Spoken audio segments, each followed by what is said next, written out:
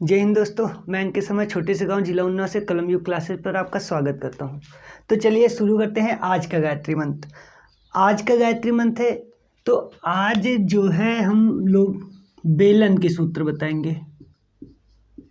बेलन इंग्लिश में क्या कहते हैं? सिलेंडर। तो सबसे पहले बेलन, अब देखो बेलन होता किस तरह से, एक ऐसी आकृति, ये देखो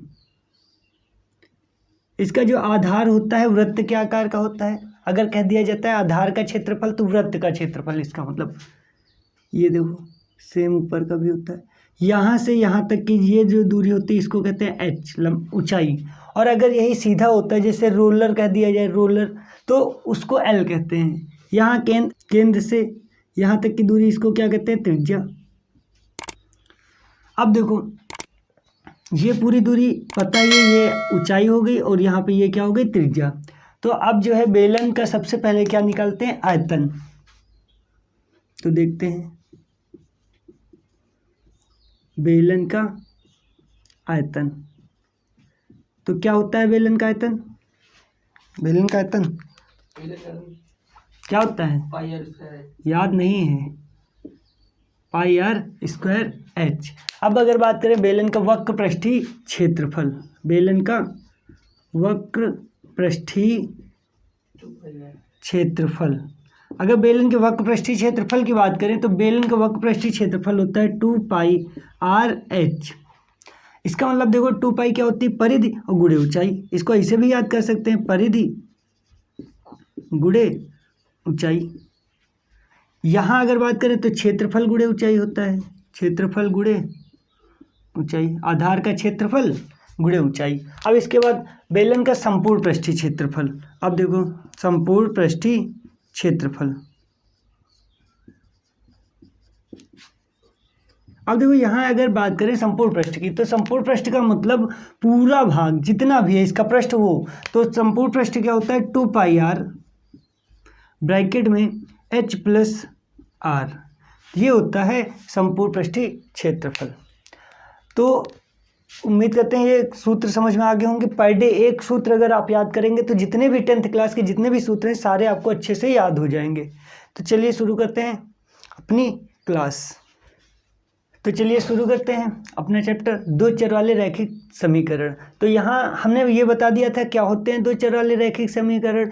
तो अब जो है बताएंगे इसको हल करने के तरीके। हमने बताया था दो चर वाले रैखिक समीकरणों को हल करने के 3 तरीके होते हैं। कौन कौन से होते हैं? हमने बताया था प्रतिस्थापन विधि, दूसरा तरीका होता है विलोपन विधि,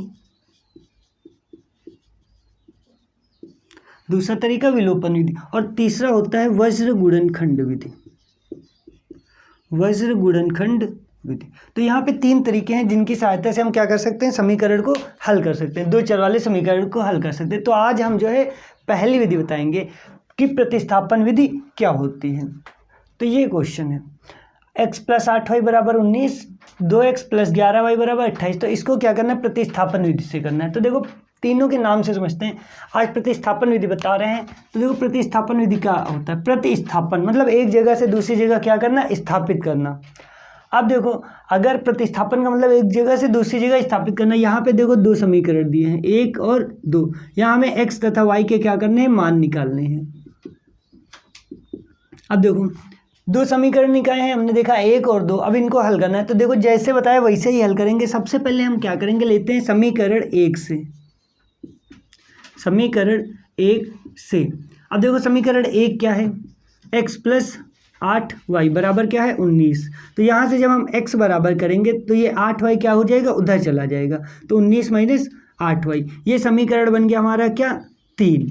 अब हम क्या कर सकते हैं? जो x का मान है समीकरण 3 से, वो हम समीकरण 2 में रखेंगे। यहाँ एक चीज़ जरूर ध्यान रखना है, अगर हम एक को हल कर रहे हैं तो मान दूसरे में रखेंगे, अगर दूसरे को हल कर रहे हैं तो मान पहले में रखेंगे। जब मान इसका किस में रखेंगे? दूसरे में रखेंगे। तो लिखेंगे क्या?